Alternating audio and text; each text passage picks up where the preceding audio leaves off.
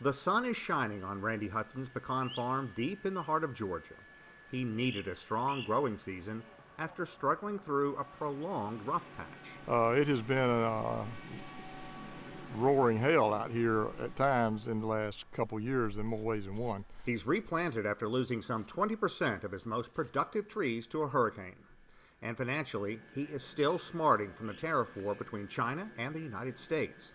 That was especially bad, considering he sells 85% of his nuts to China. And then we're coming into this year and we say, well, everything's going to be fine, and lo and behold, here comes COVID.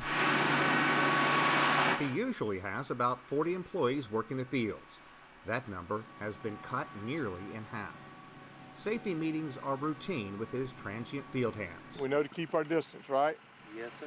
That's right. We can't afford for nobody to get sick. Here on a farm that is hundreds and hundreds of acres, social distancing is not the problem.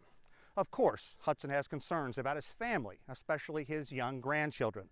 And like so many people across the United States, he's wondering when the economy will bounce back and what the new normal will look like. All right, well, I'll go over there now and turn it on for you. Work goes on, and Hudson says everything is looking great. And what you see there are little small pecans, just been pollinated. But the specter of the virus looms large.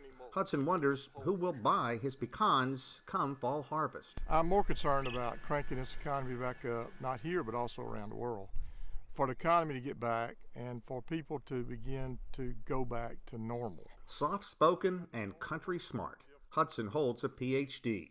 He was one of the pioneers bringing the pecan to a brand new market decades ago, China. They actually gave it a name, and the name which is most widely accepted right now in China for pecan is beacon guo.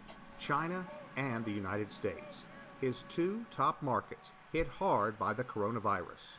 And like many, he is concerned the disease will strike back with a vengeance in the fall. Until we have a vaccine, this virus is going to be here. We just will accept the fact that people are going to get sick. He was hoping to do $50 million in business after bringing in a paltry 10% of that last season. But if science and common sense don't fend off the virus, this fall could bring a bitter harvest. Sean Caleb, CGTN, Osceola, Georgia.